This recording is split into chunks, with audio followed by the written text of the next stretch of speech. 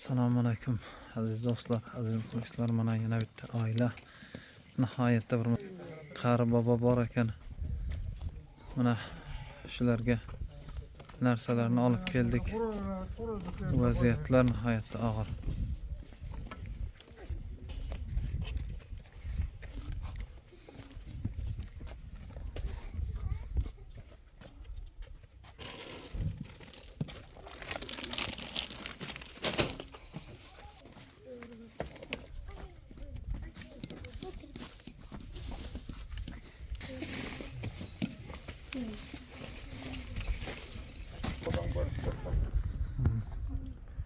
Sovetdan ömrümü doğuştan devletini ziyat bakayım.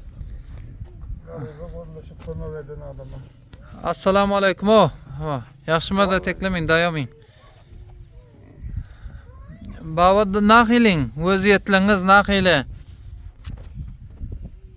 Dedim. Hayır. Naxili düzgünüz. Zat yok düzgün. Sen bir haramının bir pişikçağı. Hay halaldan bir tok cücü de yok. Bir yumurta da yok. Güderen şuuru güderen de onun. Hiç tat yok oydu. Hiç zat yok. Rozanı da ötkezdinizler. Bu rozana mana bolanı layık bir düşöksüz zatsız bir katı birinci bilene tutup ötkörüp oturursun hem şey dersin. Ha. Havun mana kışlamızdan bir iki seyir birinci bir kutu yağ verdi bir Müslüman. Başka zat yok da. Ha? Yok. Doğruyunu aytmalı men amana 75 yaşın içinde. Kıyınçılık eken de.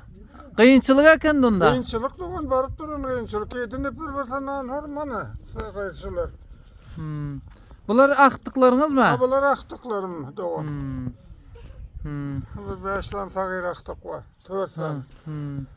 Mana bizler bolsa şunu Rozanın ayı qaytdık. Berekallah. Xanabat. Nihayetde uzaktan geldik baba. Oy oy oy. Şu mustahak ailelara yetirip verildi iptanim. Hak.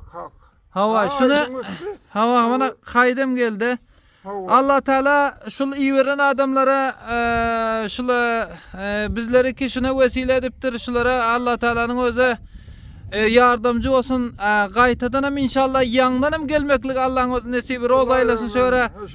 Mana şula uzaktaki adamlar iyi verdi şuna. Harisdaki adamlar mustahak ailelere ertip verdi iptanim. Hava. Şulara bir dua verin. Mana rozanın içinde otuyorsunuz. Ahir roza. Hava. Şulara bir dua verin onda. Şular bir kabul etsin. Xudo canını sağ etsin. Ömrünü uzak etsin. Devletini ziyat etsin. Uzak yaş versin. Ahirette ahiretine iman versin. Cayın cennet etsin. Olay omen. Allah. Kabul edip aldınız mı? Ha, kabul edip aldık da. Berekallah. Onda bizlerden bir ak fata verin. Sağ edip ömrünü uzak edip hizmetine layık Xudanın özü yetirip verip dursun. Amin. Allahu akbar. Berekallah. Bol yanda babacan sağ olun. Sağ olun. Berekallah. Xanabat da olun. Bol ya.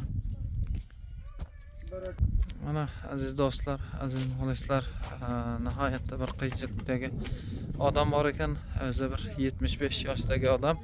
Bularga ham mana mustahaq joyini qilib yetkazdik. Alloh o'z daryosida qabul qilgan bo'lsin.